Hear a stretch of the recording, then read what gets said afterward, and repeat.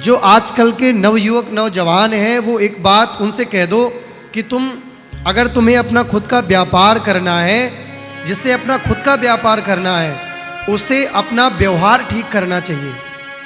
जब तक व्यवहार मधुर नहीं होगा, जब तक आपका बोल चाल, लोगों से मिलना जुलना, उठना बैठना, ये व्यवहार आपका अच्छा नहीं हुआ, तब तक आप व्यापार नहीं कर सकते हो। तो आजकल के युवा तुरंत क्रॉस क्वेश्चन करते हैं, महाराज जी अपना व्यापार करने के लिए पैसे होने चाहिए। बिना खुद के पैसे से, जब तक खुद का पैसा नहीं है तो व्यापार नहीं किया जा सकता है। ये केवल और केवल अकर्मण्य बातें हैं। जो प्रबल परिश्रम करना जानता है वो ऐसी बातें नहीं करता। जैसे कि किसी व्यक्ति ने बोला कि पैसा तो हाथ का मैल है। बिल्कुल ऐसा नहीं है। किस संदर्भ में ये बात कही गई है और आप किस संदर्भ में घटा रहे हो ये भी तो सोचो। पैसा हाथ का मैल है ये तब कहा गया जब किसी का बेटा मृत्यु की स्थिति पर बैठा हो और तब वो पिता पैसे न लगा पाए, तब उस पिता ने बोला कि मेरा बेटा बच जाए। पैसा तो हाथ का मैल है, पैसा तो फिर कमा लिया जाएगा, लेकिन पैसा माथे की मणि है, धन से ही धर्म है पैसा। लेकिन पैसा कोई कह दे कि महाराज बैठ करके हाथ पे हाथ रख के पैसा आ जाएगा, नहीं आएगा। प्रबल परिश्रम करना पड़ेगा। हानि के बिना लाभ का पता नहीं चलता और लाभ के बिना हानि का पता नहीं चलता। तो जैसे अमेरिका में जाने से पहले वहाँ के रूल्स फॉलो करने पड़ते हैं, ऐसे यदि संसार में आए हो तो यहाँ के रूल्स फॉलो करो पहले। संसार का नियम है, यहाँ भयंकर कष्ट मिलेंगे। संसार में, व्यापार में, व्यवहार में वही व्यक्ति सफल हो सकता है जिसके अंदर सहनशीलता आ गई हो। कपिल भगवान ने भी अपनी माँ को उपदेश देते समय यही बोला है, माँ तितिक्षवा। तितिक्षा कहते सहनशीलता को। हमें हर कोई सम्मान का माला पहनाए यही नहीं होता है। सफल मानव वही बना है जिसने अपने जीवन में भयंकर अपमान सहे हो। हम स्वयं इस रूल्स को फॉलो करते हैं। कोई ज्यादा सम्मान कर दे तो प्रसन्न मत होइए और बहुत ज्यादा कोई अपमान कर दे तो निराश मत होइए। सफल व्यक्तित्व का धनी, सफल व्यापारी, सफल साम्राज्यधारी, सफल व्यक्तित्व, सफल मानव वही बना है जिसके जीवन में सहनशीलता आई है। होने दो अपना अपमान।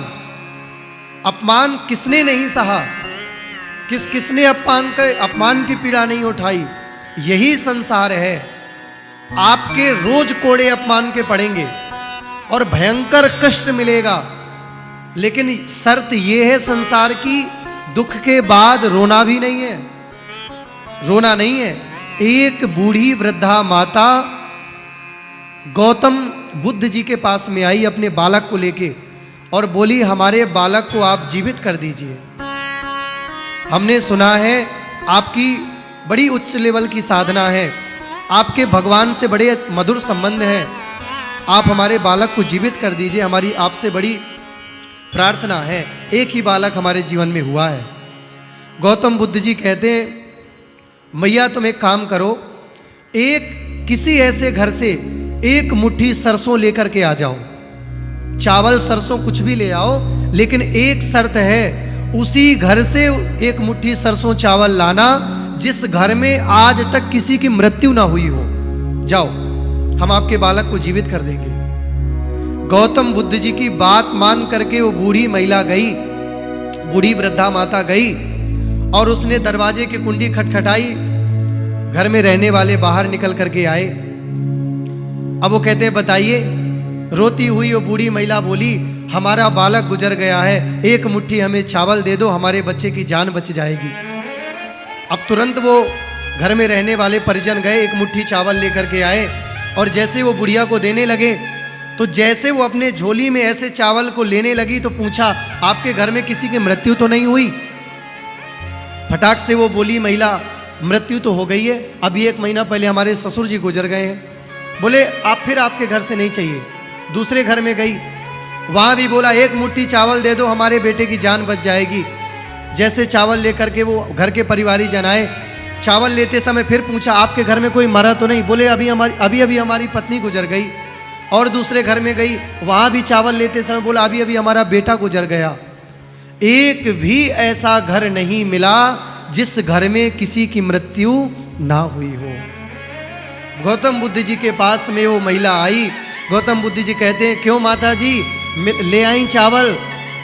बोली चावल तो नहीं मिले, लेकिन मेरे प्रश्न का उत्तर मिल गया। इस संसार में कोई ऐसा नहीं है जिसको ना मरना पड़ा हो। ये संसार का नियम है, कोई नहीं ऐसा है भैया। संसार में आए हो तो यहाँ के रूल्स फॉलो करना प्रारंभ कर दो। हानि है तो लाभ भी होगा, और आज लाभ है तो कल हानि भी होगी। इसलिए रोना बंद कर दो, किसी की नौकरी करना बंद कर दो। पैसे आज नहीं है, उद्यम करो, कंप्रोमाइज करना सीखो।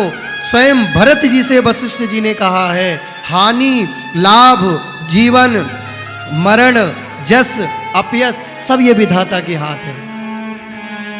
आप जब इस संसार में माँ के गर्भ में भेजे गए थे तब ये बात निश्चित कर दी गई थी कि तुम्हें तो इस संसार में कब हानि होगी तुम्हारे जीवन में, कब लाभ होगा, कब तुम्हें यश मिलेगा, कब अपयश मिलेगा, ये सब पूर्ण पहले से निर्धारित है।